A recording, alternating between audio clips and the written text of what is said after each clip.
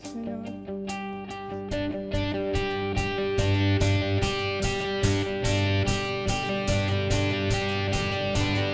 Vamos a cantar con la música del cielo. Vamos a cantar alegres porque escuchas cuando cantamos para exaltar tu nombre.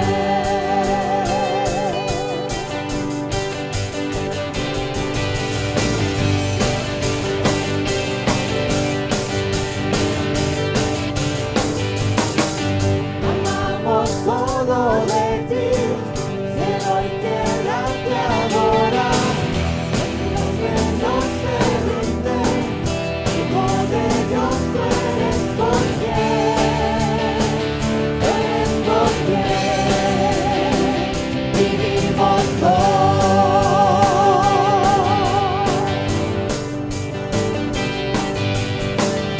eres quien nos liberta. Eres la luz que guía, como un fuego ardiente.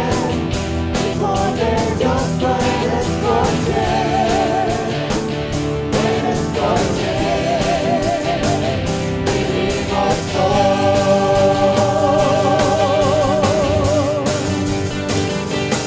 Vamos a cantar con la música del cielo. Vamos a cantar alegres porque escuchas cuando cantamos para exaltar tu nombre.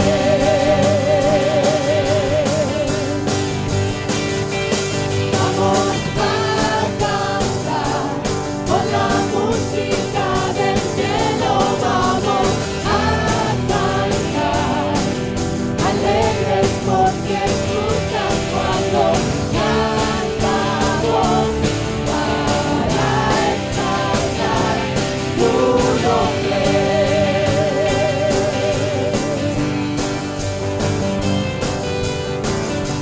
Amamos todo de ti, cielo y tierra te adoran. Los reinos se rinden, Hijo de Dios tú eres por quien vivimos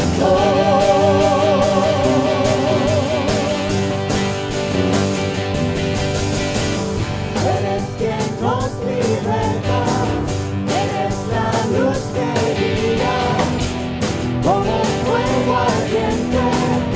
Hijo de Dios tú eres por quien vivimos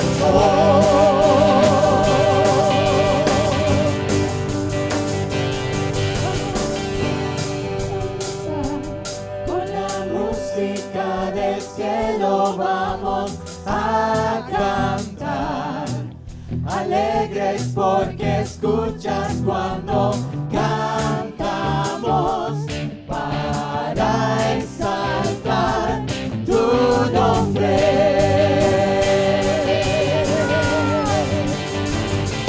Vamos a cantar con la música del cielo. Vamos a cantar alegres porque escuchas cuando cantamos para exaltar tu nombre.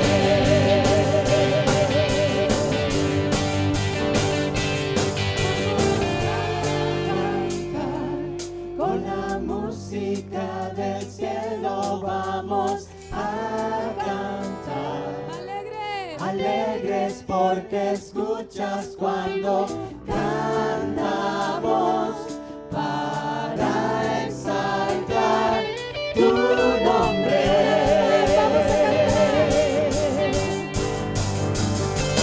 Vamos a cantar con la música del cielo. Vamos a cantar alegres porque escuchas cuando cantamos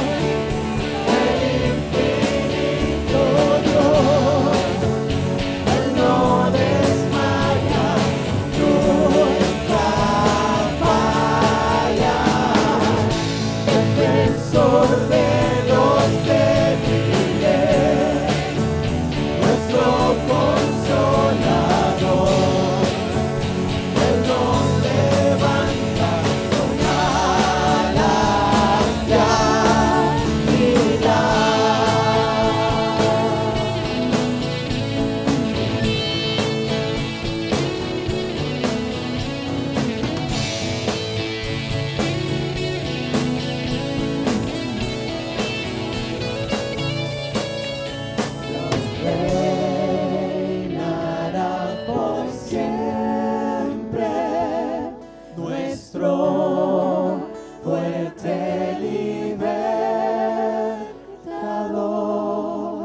Dios reinará por siempre, nuestro fuerte libertador.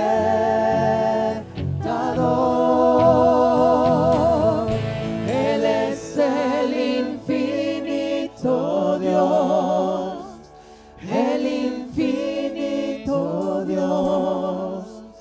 Él no desmaya, nunca falla. Defensor de los débiles, nuestro consolador.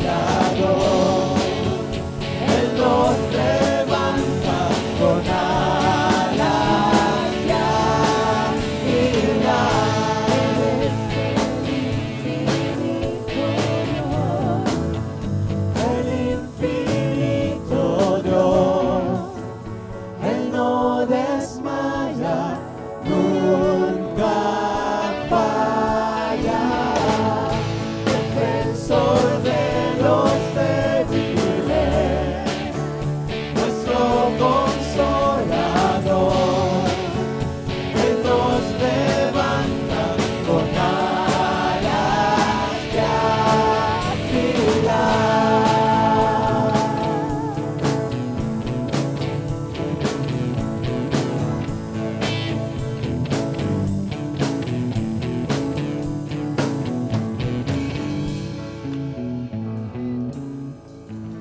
Fallas, Señor.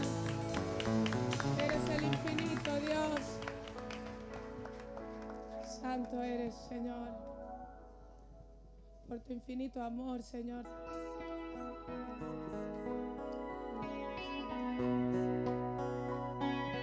Profundo es el amor de Cristo, más que el infierno y la maldad. Dejó su trono y su gloria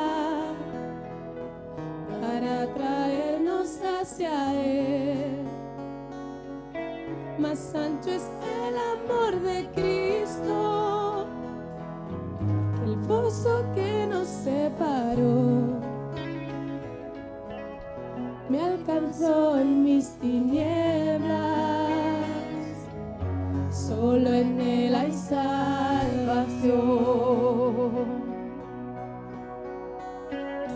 Más profundo que el mar, más allá del cielo está tu amor, me bastará.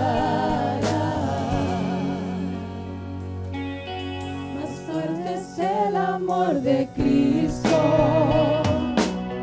que mi enemigo más feroz. Me sostiene en la tormenta, las aguas no me cubrirán. Me guiará el amor de Cristo en el más hondo valle aquí. Me pastoreará por siempre y me guarda junto a Él.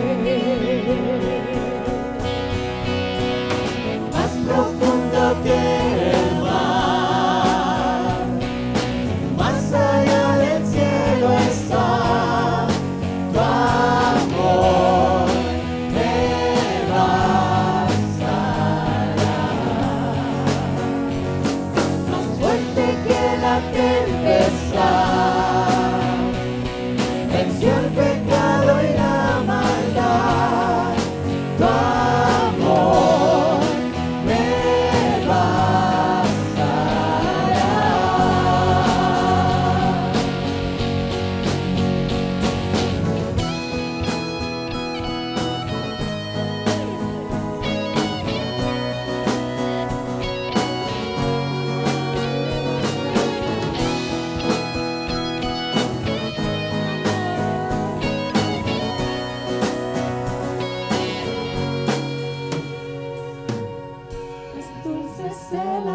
de Cristo, mientras más cerca estoy del fin.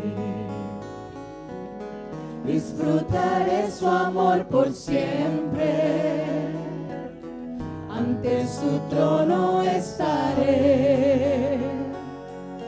Me llenará el amor de Cristo, a su rostro contemplar. Yo le amaré por siempre, su alabanza cantaré, su alabanza cantaré, su alabanza cantaré, su alabanza cantaré.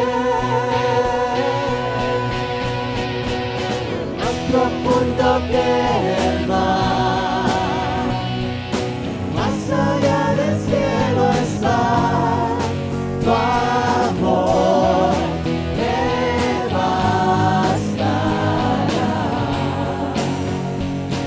Más fuerte que la tempestad, venció el pecado y la maldad. Tu amor me bastará.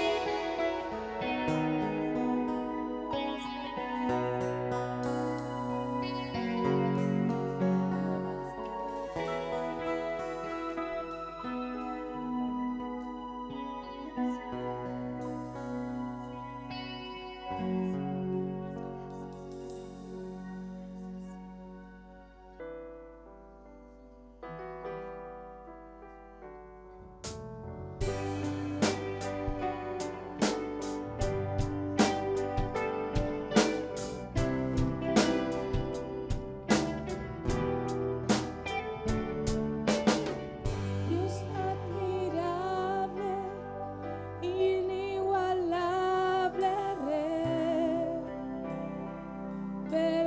verdadero y fiel, Dios eterno, en todo tiempo yo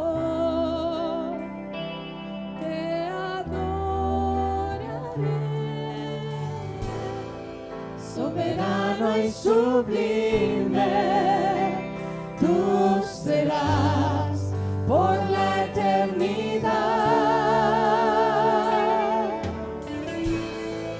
Multitudes te adoran, las naciones se postran y a una voz cantarán.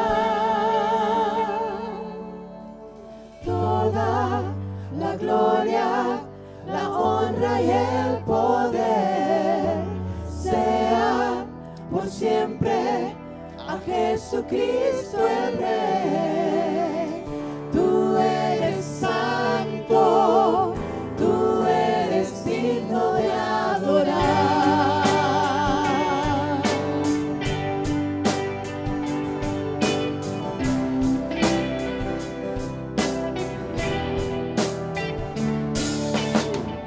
Dios admirable, inigualable Rey, verdad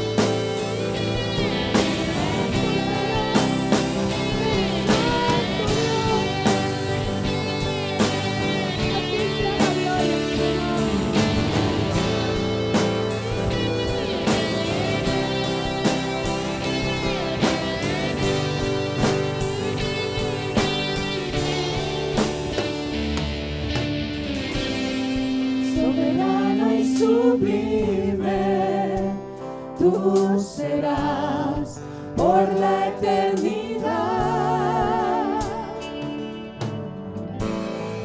Multitudes te adoran, las naciones se postran, una voz cantará. Soberano y sublime, tú serás por la eternidad. Multitudes te adoran, las naciones se postran, a una voz cantará. Toda la gloria, la honra y el poder sea por siempre a Jesucristo el Rey. Tú eres santo, tú eres digno de adorar. Toda la gloria, la honra y el poder sea por siempre a Jesucristo el Rey. Tú eres santo, tú eres digno de adorar. Tú eres santo, tú eres digno de adorar. Tú eres santo, tú eres digno de adorar.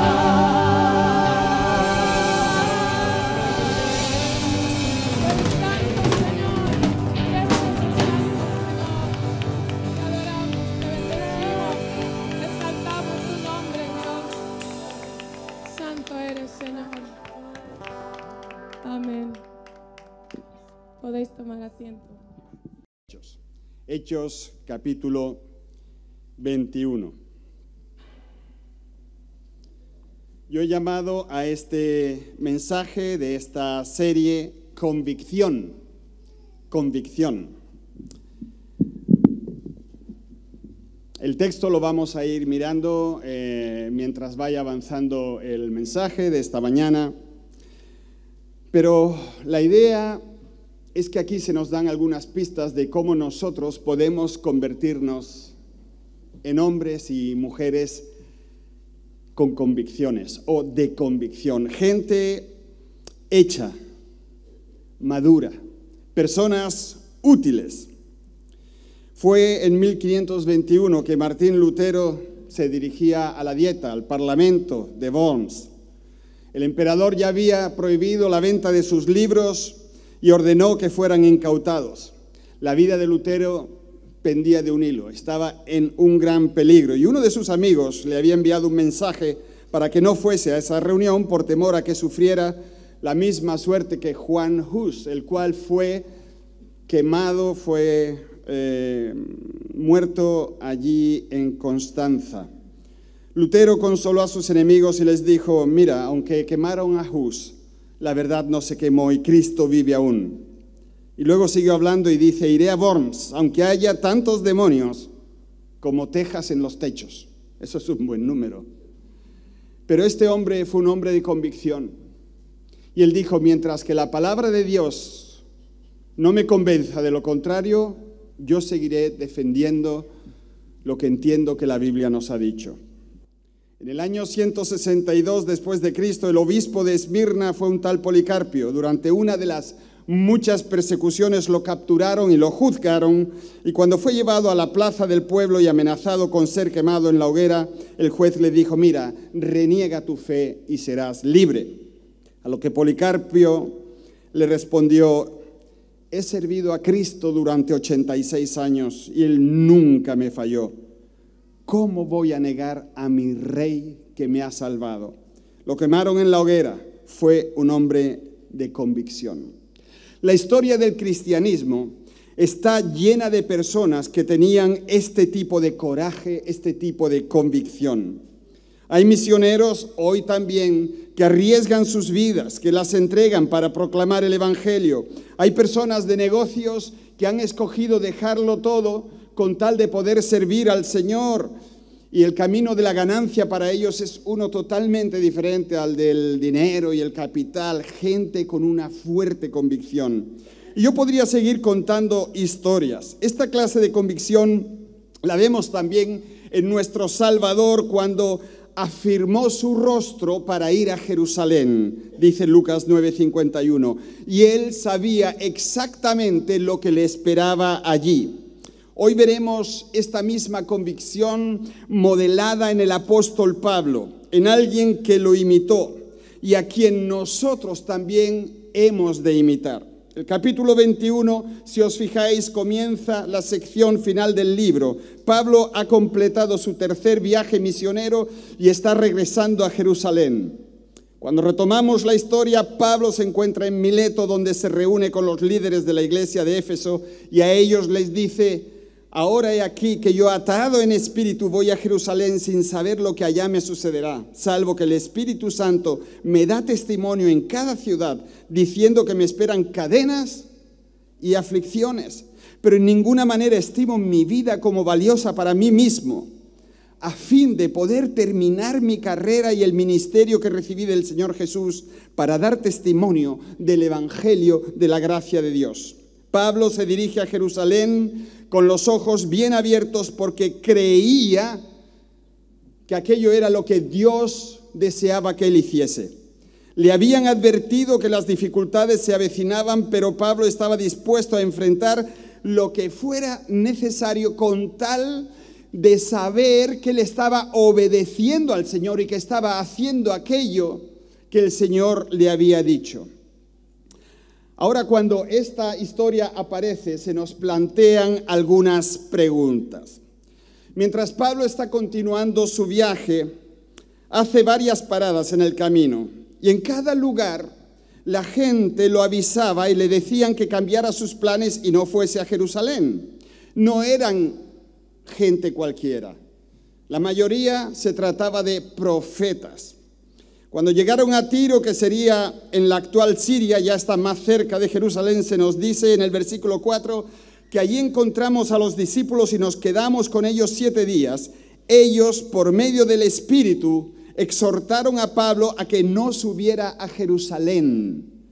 Sin embargo, a continuación se nos dice en los versículos 7 al 14, nosotros continuamos nuestro viaje en barco desde Tiro y llegamos a Tolemaida, donde saludamos a los hermanos y nos quedamos con ellos un día. Al día siguiente salimos y llegamos a Cesarea, se está acercando a Jerusalén. Y nos hospedamos en casa de Felipe, el evangelista, que era uno de los 7, y tenía 4 hijas solteras que profetizaban. Llevábamos allí varios días cuando bajó de Judea un profeta, otro profeta, llamado Ágabo. Este vino a vernos y tomando el cinturón de Pablo se ató con él de pies y manos y dijo: así dice el Espíritu Santo, de esta manera atarán los judíos de Jerusalén al dueño de este cinturón y lo entregarán en manos de los gentiles. Al oír esto, nosotros y los de aquel lugar, nosotros, ahí se refiere también a Lucas, que es el que está escribiendo esto. Nosotros y los de aquel lugar le rogamos a Pablo que no subiera a Jerusalén. ¿Por qué lloráis?, dice Pablo, me partís el alma. Por el nombre del Señor Jesús estoy dispuesto no solo a ser atado, sino también a morir en Jerusalén. Como no se dejaba convencer, desistimos exclamando que se haga la voluntad del Señor. Queridos, no sabemos lo que las hijas de Ágabo le dijeron. Las hijas de Felipe le dijeron, ya que ellas eran profetas, pero el profeta Ágabo no dejó lugar a duda en lo que él dijo. Él demostró dramáticamente lo que le iba a pasar. Ese profeta le dijo que lo iban a atar, que lo iban a entregar a los gentiles, y se nos dice que todos, incluido Lucas, que era uno de los colaboradores más cercanos, instan a Pablo a no ir a Jerusalén. Sin embargo, Pablo no dejó de lado su convicción de que tenía que ir a aquella ciudad. Mirad, hay 2 formas de leer esto y lo encontráis en los comentarios bíblicos y los intérpretes están en ambos lados del tema. Algunos ven la decisión de Pablo como un gran error de su parte. Algunos creen que Dios estaba usando a estos profetas para evitar que Pablo fuera a Jerusalén. Creen que el apóstol estaba tan decidido a ir, debido a su amor por sus compañeros judíos, que no hizo caso de los obstáculos que el Señor le ponía. Así que interpretan este pasaje como una advertencia para que nos mantengamos abiertos a las instrucciones que el Señor nos da. Eso es interesante, queridos. El Señor habla hoy. El Señor usa la palabra, usa sueños, usa la predicación, usa a los hermanos, usa al profeta. El Señor habla hoy. Y ante todo usa a su Espíritu Santo que está en nosotros y a su palabra que la tenemos con nosotros. El otro lado del asunto, la otra manera de interpretarlo, yo personalmente no creo que Pablo estuviese retando al Señor. Yo creo más bien que este es un gran ejemplo de la entrega de Pablo al Señor. Recuerda que en Hechos 20:22 Pablo nos dijo que fue obligado, fue instado, fue empujado por el Espíritu a ir a Jerusalén. Pablo estaba convencido de que esto es lo que Dios quería que hiciera. Más adelante, en el capítulo 23:1, Pablo le dice al Sanedrín que había cumplido su deber para con Dios con buena conciencia. Y Dios mismo le dice a Pablo: como has testificado acerca de mí en Jerusalén, también debes testificar de mí en Roma. No hay por ninguna parte un indicio de que Dios estuviese decepcionado por la supuesta desobediencia del apóstol. Yo creo que las diversas profecías fueron diseñadas para preparar a Pablo para lo que venía. Las profecías advirtieron de las dificultades que se le acercaban, y yo creo que la conclusión sacada de la profecía de que Pablo no debería de continuar hasta Jerusalén vino de la gente, fue su aportación personal. Mirad, yo he escuchado muchísimas palabras proféticas y es muy hermoso, pero muchas veces se nota muy bien lo que es la palabra profética y la aportación personal del profeta. Porque una cosa es lo que Dios te dice y otra cosa es lo que te dice el profeta. Y a veces ahí hay una divergencia. Además, mirando hacia el futuro y cómo el Señor guía, a veces el Señor nos da opciones. Opciones que nosotros podemos escoger. El hecho mismo de esta posible controversia en la interpretación nos alerta sobre algunas preguntas importantes que siempre debemos de hacernos cuando nos ponemos a defender algo. Por ejemplo, me tengo que preguntar, ¿se puede leer? ¿Me baso en la Biblia? ¿Esa convicción que yo tengo es algo bíblico o son estos mis ideas? ¿Es algo lo que yo sostengo basado en las Escrituras o en mis propias preferencias o conclusiones? En otras palabras, ¿es esto realmente lo que Dios quiere que crea o haga, o es lo que yo quiero creer y hacer? Mira, muy típico, en el rol que le toca al hombre y a la mujer en el matrimonio.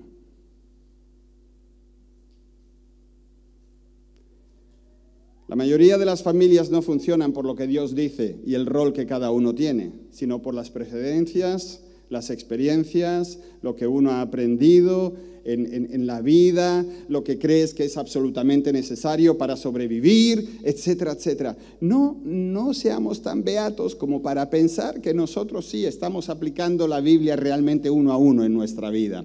Por ejemplo, también, la pregunta que nos debemos de hacer, ¿estoy abierto a la corrección? Podría ser que tus conclusiones, mis conclusiones, sean erróneas. ¿Es posible que mis tiempos, tienes que preguntarte, no sean los tiempos de Dios? ¿Es posible que mis métodos sean diferentes a los métodos de Dios? ¿Estoy realmente abierto a la corrección?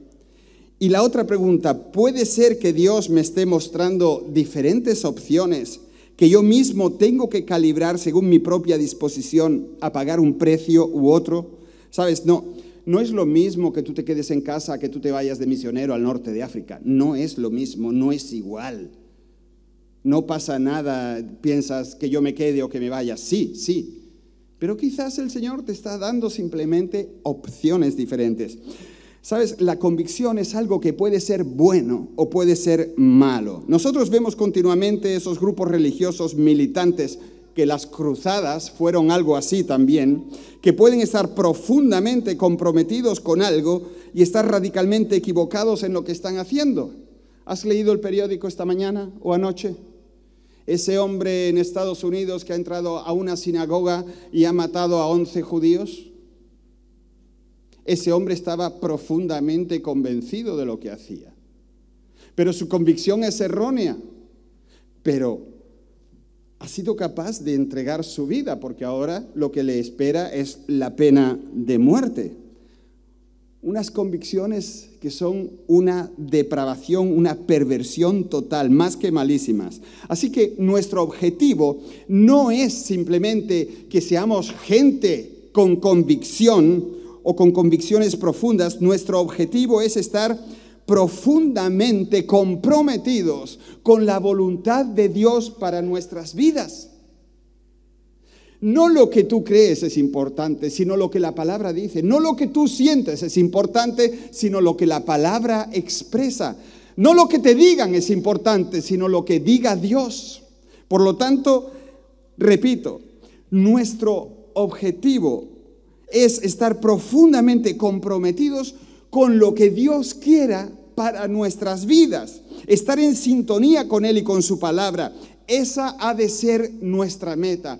Eso es, queridos, lo que realmente nos va a dirigir en nuestra vida por medio de cualquier tipo de valle que tengamos que atravesar, por las oscuridades y las cuestiones que nosotros mismos no podemos contestar. Yo no creo que Pablo haya ignorado las profecías que escuchó. Incluso pienso que después de escucharlas, él se presentó delante del Señor en oración y le dijo: Señor, ¿me estás diciendo de verdad que no baje, que no vaya?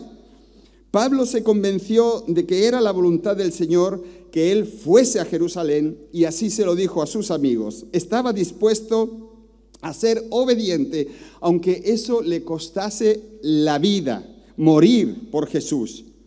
Incluso, como en una traducción bien lo ponen, incluso si eso le partía el alma, él estaba dispuesto a llevar a cabo la voluntad que Dios tenía para su vida en particular. Queridos, convicciones bíblicas y la cabezonería son dos cosas diametralmente opuestas, ¿de acuerdo? Sin embargo, la tendencia más generalizada en el hombre es la cabezonería. Eso es, yo me aferro a lo que yo siempre he creído saber, a lo que he practicado, a lo que más me gusta, aquello de lo que yo llevo convencido hace tanto tiempo, a los patrones que he ido asumiendo a lo largo de mi vida. Pero, queridos, la convicción bíblica es muy diferente porque generalmente está basada en la fe, es decir, en que nosotros confiamos en Dios y en su palabra, que llegamos a creer que cuando Dios nos dice algo es realmente lo mejor que nos puede pasar en nuestra vida. Queridos, la palabra de Dios no es apabullante, no es presionante, sino que se trata más bien de una invitación a algo diferente o a vivir o hacer algo contrario a lo que pensábamos, pero que siempre es lo mejor porque proviene de la palabra de Dios, porque se basa en ella. Y amados, una cosa son nuestras preferencias, nuestra lógica y a dónde nos lleva nuestra mente, y otra cosa mejor es la voluntad de Dios, porque la voluntad de Dios es santa y es perfecta, y realmente eso es lo que hemos de buscar. Incluso Jesús tuvo preferencias cuando orando le dijo al Padre: Padre mío, si es posible, pase de mí esta copa, pero no sea como yo quiero, sino como tú. Y otra vez fue y oró por segunda vez diciendo: Padre mío, si no puede pasar de mí esta copa sin que yo la beba, hágase tu voluntad. Es un trecho muy corto entre lo que él quería y la declaración de que la voluntad del Padre debería de prevalecer. Pero si nuestro propio Señor Jesús también tenía sus preferencias, no rechacemos esto y digamos: no, lo mío no son preferencias, lo que yo vivo, lo que yo creo y como yo lo practico, eso es lo que dice la palabra del de Dios. Lagarto, lagarto, cuidado, porque no siempre es así. Y es que, queridos, hay barreras que se levantan para llegar a ser una persona de convicción. Una persona que aguante la tormenta, que atraviese la dificultad, la enfermedad, sea lo que sea. Hay barreras muy importantes. Y en este relato de los diversos profetas enviados a Pablo nos preguntamos por qué todas estas personas intentaron que Pablo cambiara sus planes. Si Pablo estaba haciendo lo correcto, ¿por qué? Creo que Dios envió a estas personas a Pablo para prepararlo para lo que iba a venir a su vida y también para ofrecerle opciones. Es un recordatorio para nosotros de que siempre habrá personas que quieran decirnos cuál es la voluntad de Dios para nuestras vidas. Este pasaje nos alerta sobre esas dos barreras principales para ser una persona de convicción. La primera barrera es el miedo. Escuchad, por favor, esto es muy importante. Existe una noción fuerte, un reflejo natural de que debemos de evitar cualquier cosa que pueda dañarnos o que sea difícil. Y esa barrera puede venir desde nuestro interior o desde nuestro exterior. En lo profundo de cada uno de nosotros está el miedo a confrontar lo difícil, a pasar por lo que quizás sea doloroso. A todos nos gustaría evitar esas cosas que nos hacen daño, que nos cuestionan o que dejan incluso alguna que otra herida en nuestro yo. No nos gusta lo doloroso. No nos gusta lo difícil y tenemos miedo. Las personas que nos aman intentarán evitar que hagamos cosas que podrían hacer que nos dañen. Y estos amigos de Pablo no estaban tratando de desviarlo. Lo que ellos querían era protegerlo. No estaban motivados por nada malo, sino por el amor. Cuando nosotros busquemos la voluntad de Dios, debemos de recordar que que Dios nos dice que el camino del discipulado no será fácil.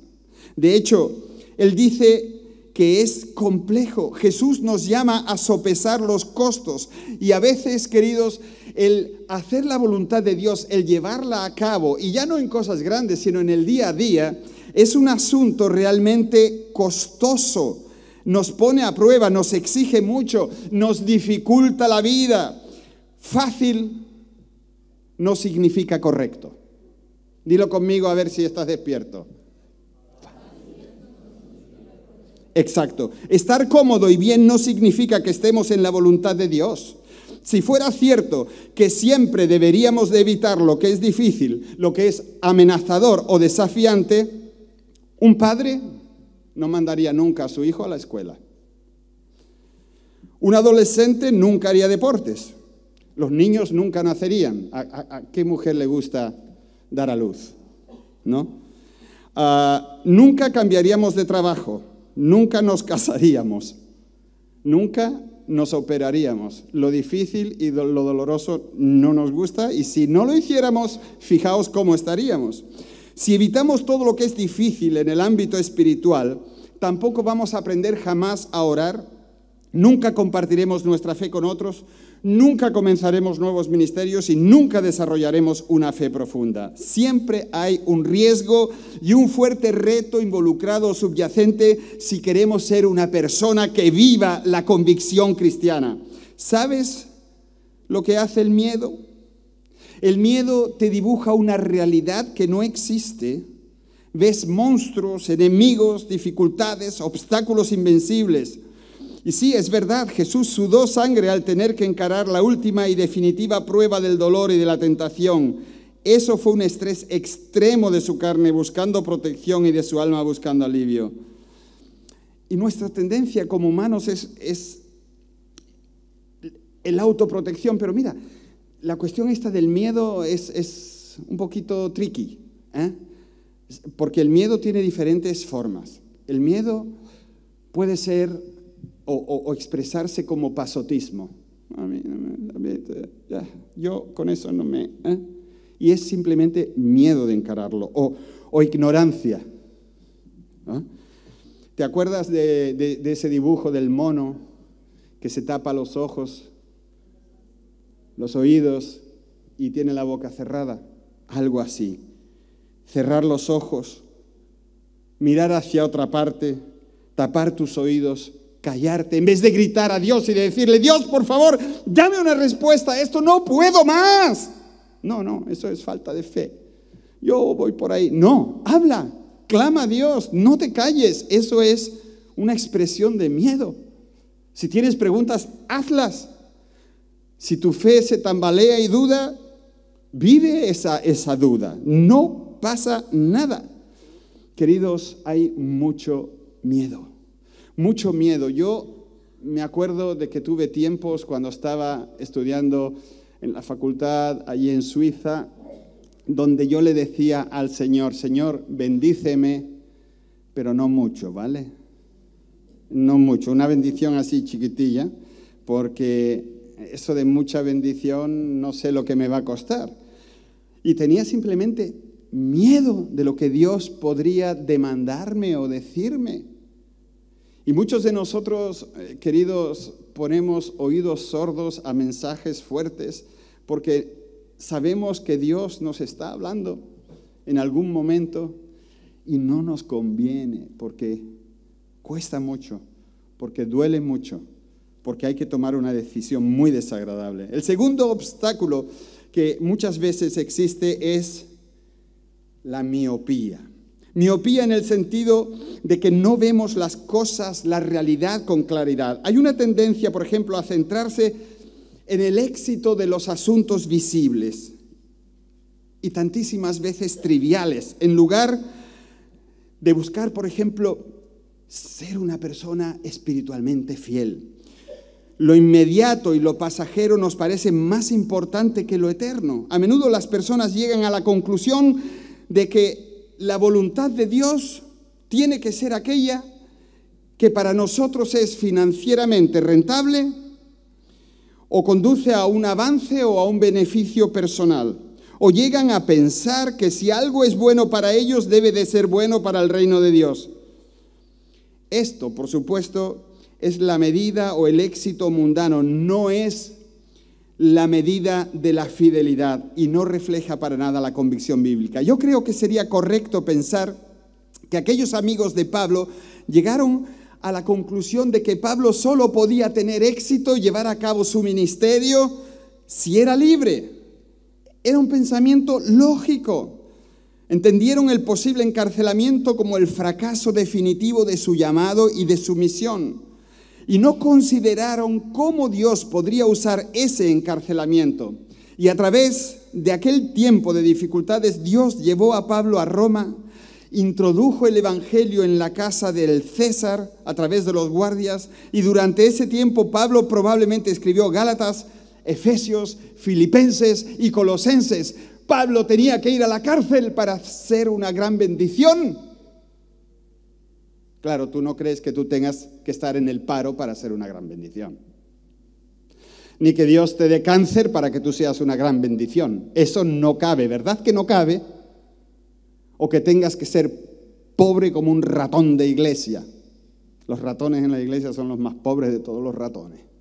No tienen nada que comer.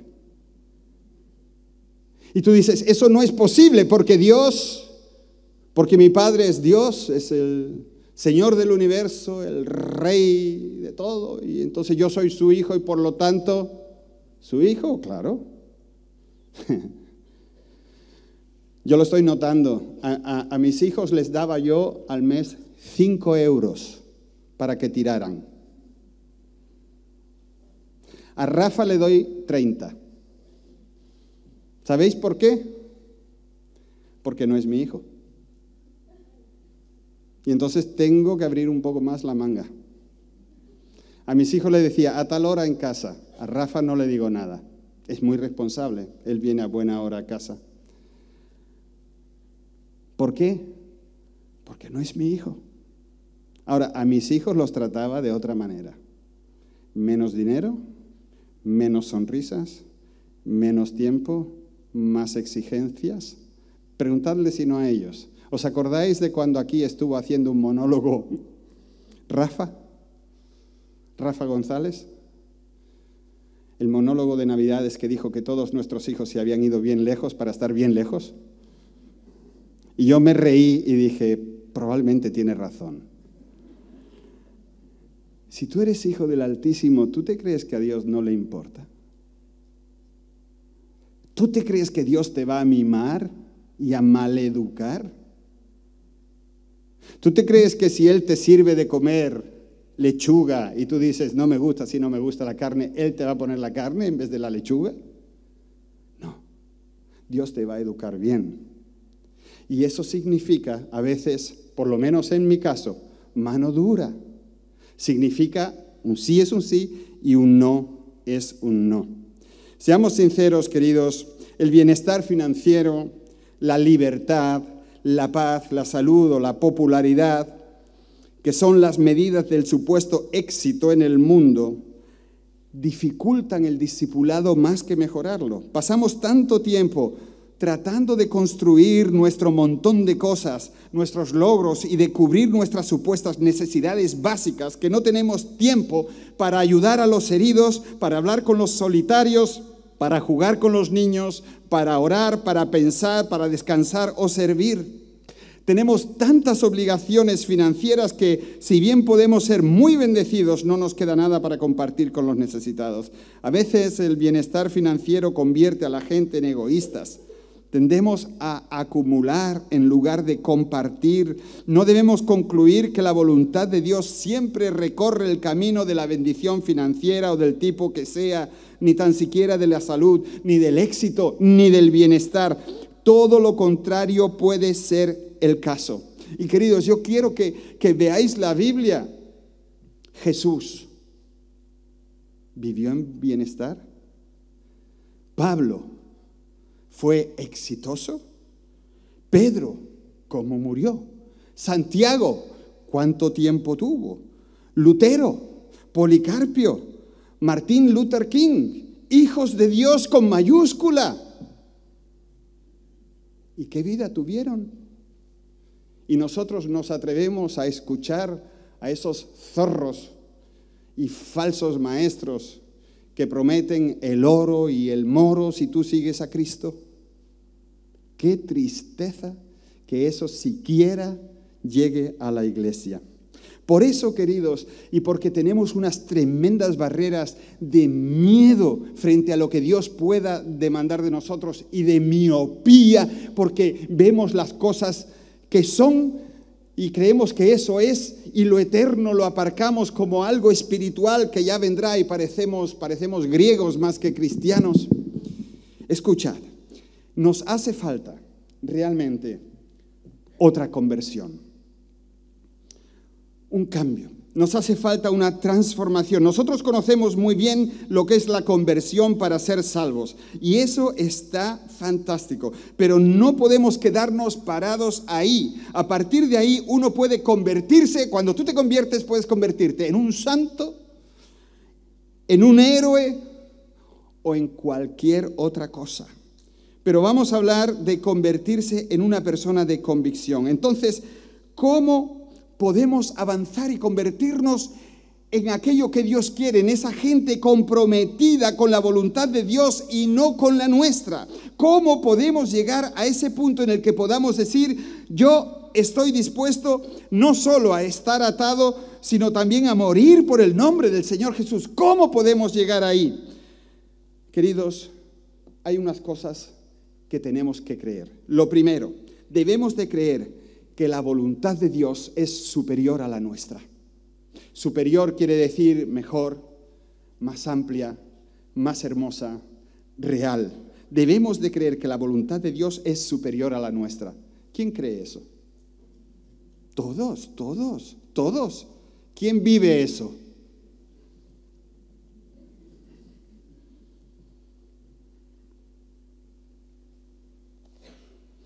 Debemos de crecer en nuestro amor por el Señor para que busquemos su gloria más que la nuestra. Debemos recordarnos de nuestra naturaleza pecaminosa y contrastarla con su increíble amor.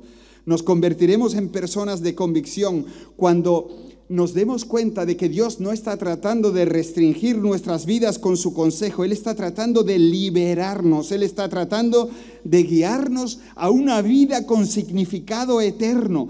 Él ve lo que nosotros no vemos. Su sabiduría es superior a la nuestra. Su camino es perfecto y solo tiene sentido seguirlo, incluso cuando tenemos miedo de lo que nos pueda demandar. Incluso cuando estemos inseguros, incluso cuando creamos que no tenemos fuerza para llegar allí, porque hay una convicción en nosotros que nos dice precisamente esto: su voluntad es superior. ¿Quién dice amén? Parecemos bautistas. ¿Quién dice amén? Mira, la voluntad de Dios es superior a la tuya. Es superior a la mía, es superior a la nuestra. La voluntad de Dios es el no va más. Es maravilloso, es increíble, es lo que mejor nos puede hacer. Nunca, jamás. Di conmigo, la voluntad de Dios es superior. Venga, la voluntad de Dios es superior. Es así. Luego tenemos que saber también que su palabra es superior. Tenemos que escuchar lo que su palabra nos dice, no lo que nosotros decimos o lo que los otros nos dicen que dice la palabra. Debemos distinguir entre lo que ordena la Biblia y lo que registra la Biblia. Debemos leer buscando dirección y guía para nuestras vidas. Nuestra meta es estar tan familiarizados con la palabra y los caminos del Señor que podamos reconocer cómo nos está guiando. Al principio puede ser que no entiendas gran parte de lo que lees en la Biblia. Si fuese así, déjame que te dé un consejo. Lee la Biblia y comienza a aplicar lo que sí entiendes. No hagas lo que no entiendes, haz lo que entiendes, pero eso practícalo y el Señor te va a abrir los ojos. Mira, la palabra de Dios es superior. Es mejor que cualquier tratado, que cualquier explicación, que cualquier comentario, la palabra de Dios. Y el Espíritu que nos enseña nos la abre y de repente vemos cosas ahí que son para nosotros, que son maravillosas. La palabra de Dios es superior. Tercero, tenemos que saber que hablar con Él es algo superior. Yo me alegré este viernes de ver aquí en el culto de oración unas 100 personas. Eso está muy bien. Pero a mí me gustaría que en el culto de oración estuviera igual de lleno que esto aquí. Me encantaría. Yo tengo siempre en mi mente y en mi corazón una competencia. A ver qué culto es el más visitado. ¿El de oración o el de predicación? Y el de predicación sigue ganando. Cuando fundamos la iglesia, ganaba el de oración. No os lo vais a creer. Venía más gente a orar que a escuchar la palabra. Y eso fue un bombazo lo que pasó ahí. Y sigue pasando. Así que, queridos, necesitamos o tenemos que saber que hablar con Él es algo superior. Nunca vas a escuchar la voz del Espíritu Santo, no te digo de YouTube o de... si no nos tomamos el tiempo, no solo para hablar, sino también para escuchar. Descubrimos la voluntad de Dios a medida que crecemos en nuestra relación con Él. Y para hacer esto, nosotros, y yo me incluyo a mí, debemos de reducir la velocidad, la marcha que le hemos puesto a nuestras vidas. Estamos tan ocupados haciendo cosas que no tenemos tiempo para las cosas importantes. Estamos tan ocupados tratando de ser exitosos y de presionar a nuestros hijos para que tengan éxito que no tenemos tiempo para Dios ni para los demás. Frena, en el nombre de Jesús, frena. Tómate tiempo para estar con tu Padre. Debemos dar pasos concretos y deliberados para pasar tiempo con nuestro Padre. Hay una cosa que yo le he comentado en varias ocasiones a mi mujer. Cuando yo me quedé ya solo en Alemania y yo me quedé con 19 años solo allí, mis padres se vinieron de vuelta a Canarias, entonces comencé a vivir solo, lo cual es una cosa que le recomiendo a cualquiera. Entonces, yo literalmente me olvidé de mis viejos.